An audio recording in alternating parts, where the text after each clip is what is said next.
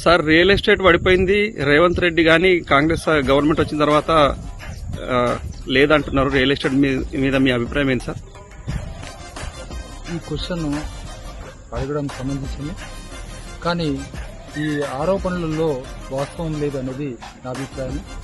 రేవంత్ రెడ్డి గారు ఎంతో అనుభవం ఉన్నటువంటి ముఖ్యమంత్రి కావడం మన అదృష్టము. ఈ రాష్ట్రంలో రియల్ ఎస్టేట్ పట్ల బీఆర్ఎస్ కానీ బీజేపీ కానీ దుష్ప్రచారం చేయడం జరుగుతుంది. అందులో ఎలాంటి వాస్తవం లేదు, నిజం లేదు. అనుభవజ్ఞుడైనటువంటి ముఖ్యమంత్రి ద్వారా అనేక కార్యక్రమాలు జరుగుతున్నాయి.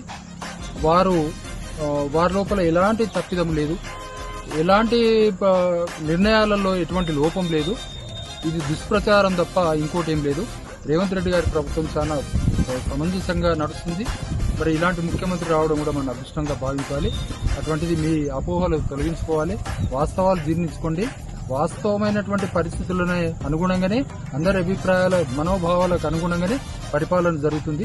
రియల్ ఎస్టేట్ పట్ల ఇప్పుడిప్పుడు పుంజుకుంటుంది, అనేక కార్యక్రమాలు చేస్తున్నాడు. కాబట్టి మెల్లమెల్లగా దీన్ని మనం రియల్ ఎస్టేట్ పుంజుకోవడం వలన వ్యాపారస్తులు కానీ మిగతా వాళ్ళకు కానీ తృప్తిగా ఉండడానికి ఆస్కారం ఉంటుంది. ఇప్పుడు ముఖ్యమంత్రి గారు ఫ్యూచర్ సిటీ పట్ల ఎన్నో కలలు కానీ అది ఆచరణలో పెడుతున్నాడు.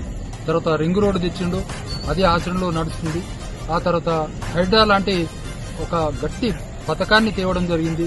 దాని మూలంగా అనేక చెరువులను మనం చూడగలుగుతున్నాము.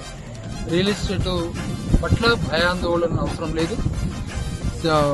మనము ముఖ్యమంత్రి ఇచ్చిన హామీ ప్రకారము రియల్ ఎస్టేట్ లో అపోహలు తొలగించుకొని ధైర్యంగా ఉండాలి.